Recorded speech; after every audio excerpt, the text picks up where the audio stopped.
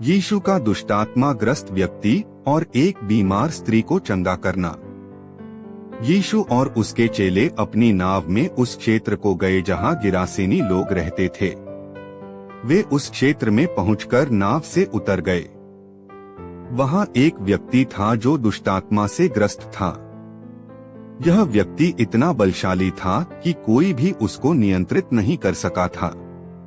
कई बार लोगों ने उसके हाथों और पैरों को जंजीरों से भी बांधा, परंतु वह उनको तोड़ देता था। वह व्यक्ति उस क्षेत्र में कब्रों में रहा करता था। यह व्यक्ति पूरे दिन और पूरी रात चिल्लाया करता था।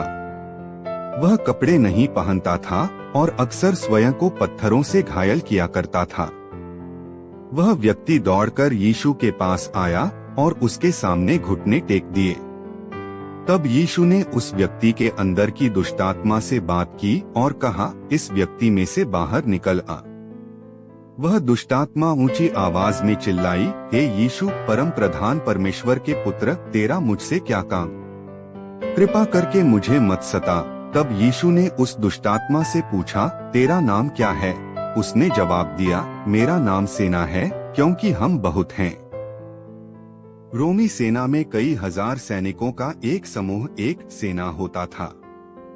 उन दुष्टात्माओं ने यीशु से विनती की, कृपा करके हमें इस क्षेत्र से बाहर मत भेज। वहीं पास के पहाड़ पर सूअरों का एक झुंड चर रहा था। इसलिए उन दुष्टात्माओं ने यीशु से विनती की, कृपा करके हमें उन सूअरों में भेज दे। यीशु ने कहा, ठीक है, उनमें चले जाओ। वे दुष्टात्माएं उस व्यक्ति में से निकलकर उन सूअरों में प्रवेश कर गईं। वे सूअर दौड़कर एक खड़े टीले पर से झील में कूद गए और डूब मरे। उस झुंड में लगभग 2000 सूअर थे। वहां पर उन सूअरों की देखभाल करने वाले लोग थे। जो कुछ हुआ था जब उन्होंने देखा तो वे नगर में भाग गए। यीशु ने जो किया था वहां उन्होंने सबको बताया। उस नगर के लोग निकल आए और उस व्यक्ति को देखा जिसमें दुष्टात्माएं थीं। वह शांति से कपड़े पहने हुए और एक सामान्य व्यक्ति की तरह व्यवहार करते हुए बैठा था। वे लोग बहुत डरे हुए थे और उन्होंने यीशु से चले जाने के लिए कहा। यीशु नाव पर चढ़ गया। वह व्यक्ति जिसमें दुष्टात्माएं थीं, उसने यीशु के साथ जाने की विनती की, परंतु यीशु ने उससे कहा, नहीं, मैं चाहता हूँ कि तू घर जाकर सबको बताए कि परमेश्वर ने तेरे लिए क्या किया है। उनको बता कि कैसे परमेश्वर ने तुझ पर दया की थी। इसलिए वह व्यक्ति चला गया और सबको इस बारे में बताया जो यीशु ने उसके लिए किया था। उसकी कहानी को सुनने वाला हर एक जन चकित हुआ था। यीशु झील की दूसरी तरफ लौट आया। उसके वहां पहुंचने के बाद एक बड़ी भीड़ उसके आसपास इकट्ठा हुई और उसे दबाने लगी। उस भीड़ में एक स्त्री थी जो 12 वर्षों से लहू बहने की समस्या से पीड़ित थी।